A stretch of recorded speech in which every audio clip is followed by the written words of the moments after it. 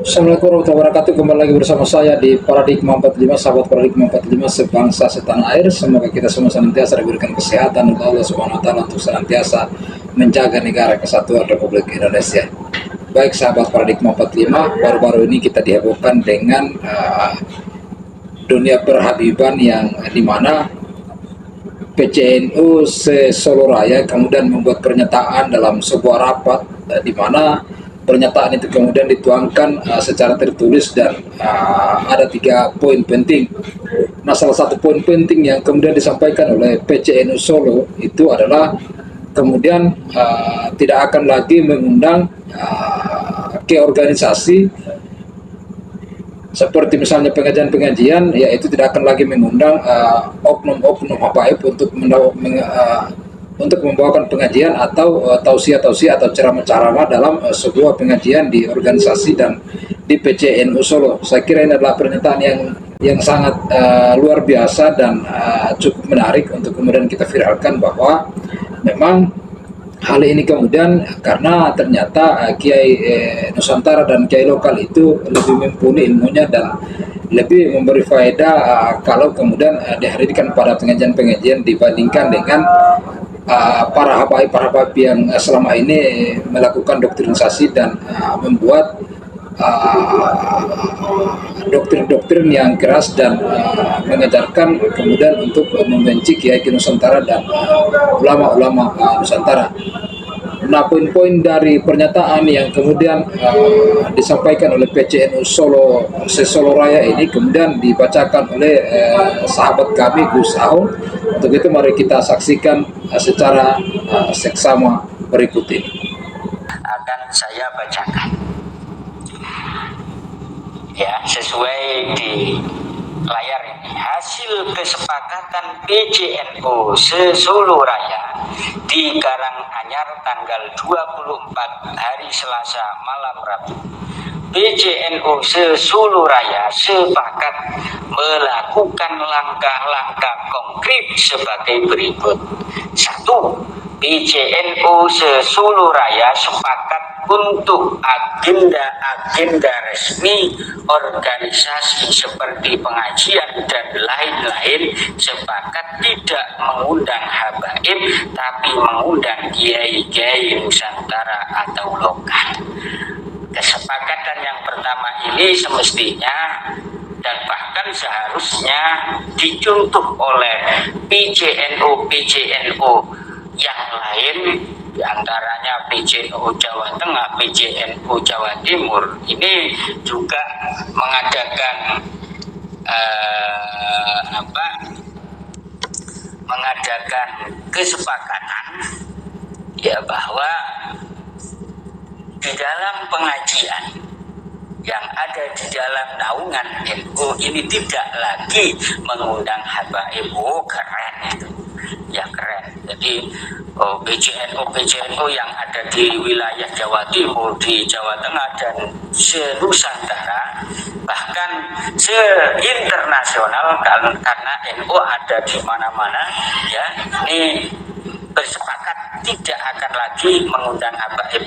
Keren itu ya, karena kita tahu bahwa banyak sekali sejarah-sejarah ke-NU-an ini telah dirubah oleh mereka gitu loh.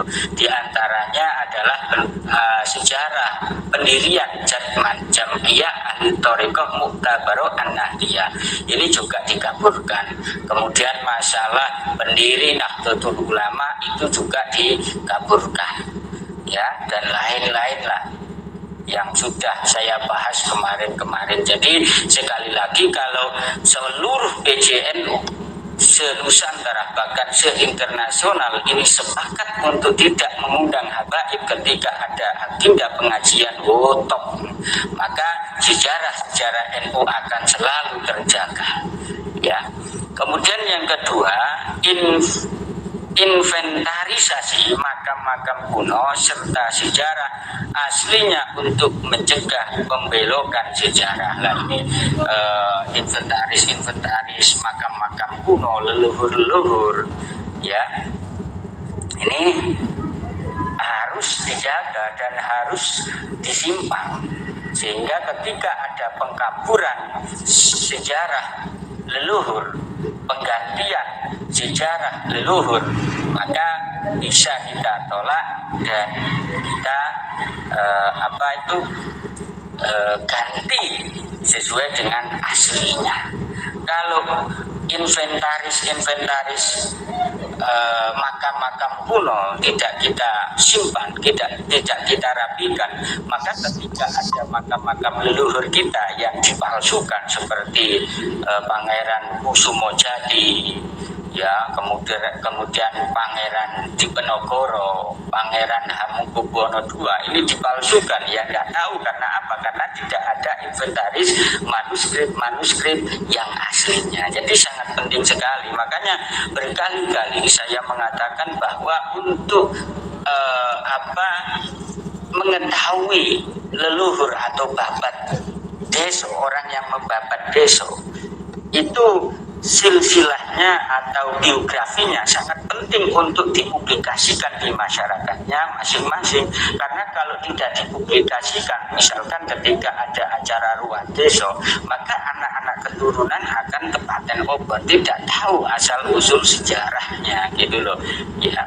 Kemudian yang ketiga, mengadakan edukasi sejarah Nusantara di kalangan generasi NU. Jadi yang ketiga ini juga sangat penting. Jadi generasi-generasi kita harus tahu sejarah leluhur-leluhur kita, sejarah pendiri NU, dan para tokoh NU. Ya, sebagaimana kita saksikan dan jelas apa yang kemudian disampaikan oleh Gus Ahung dan membacakan 3 poin penting itu, kemudian dia mengulas sedikit poin per poinnya, dan saya kira jelas dan ini menjadi pelajaran berharga buat kita semua. Tentu harapan juga dari Gus Ahung ini menjadi harapan kita bersama bahwa sebisa mungkin semua PCNU se-Indonesia itu bahkan sampai ke luar negeri, menurut Gus Ahung kemudian harus membuat pernyataan yang sama dan memang melakukan tindakan keras seperti ini yang sangat luar biasa ini untuk kemudian menolak dan tidak lagi mengundang oknum habaib untuk kemudian menghadiri tausiah-tausiah dan menghadiri pengajian-pengajian di bahkan dikatakan seluruh PC-PCNU yang ada di Indonesia ini, sehingga doktrin-doktrin ini mungkin yang dilakukan oleh para habaib ini tidak lagi